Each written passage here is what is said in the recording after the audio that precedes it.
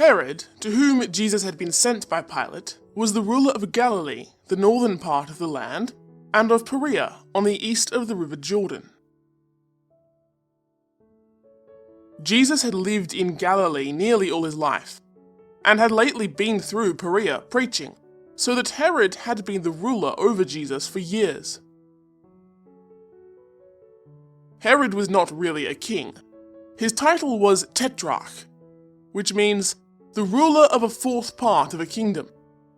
And he was so called because when his father, Herod the Great, died, he received as his share 1/4 of his father's kingdom. But he was generally called King Herod because the people knew that it pleased him to be looked upon as a king, rather than the quarter of a king.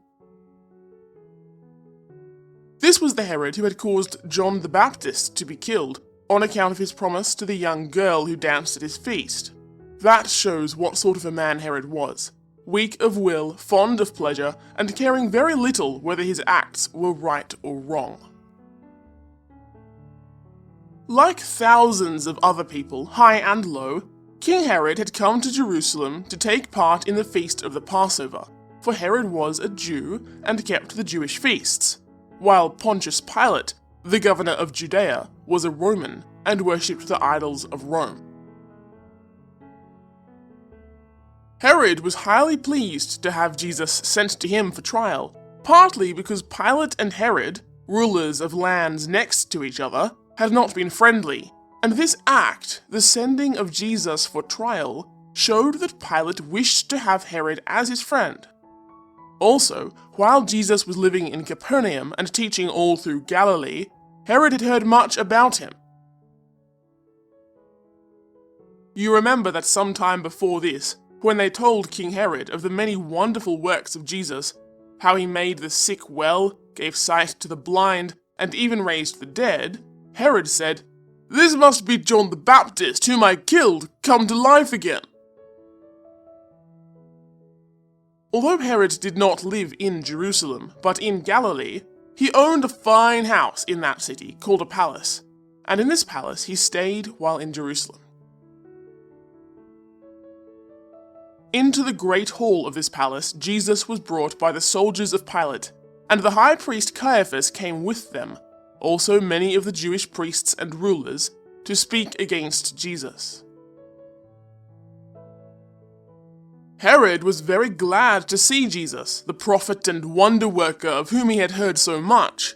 He wished to see Jesus work a miracle, and commanded him to do it, for he supposed that Jesus, being in his power for life or death, would be very desirous of pleasing him. But as you know, Jesus never worked his miracles merely for people to look at them. He would make the sick people well, or give hearing to the deaf, because he pitied them in their trouble. But when Herod spoke to him, calling upon him to do some wonderful work, Jesus stood still and would do nothing. Herod asked Jesus many questions, but Jesus would not answer them and remained silent. The king did not know what to do with such a prisoner, who would not speak a word even to save his life.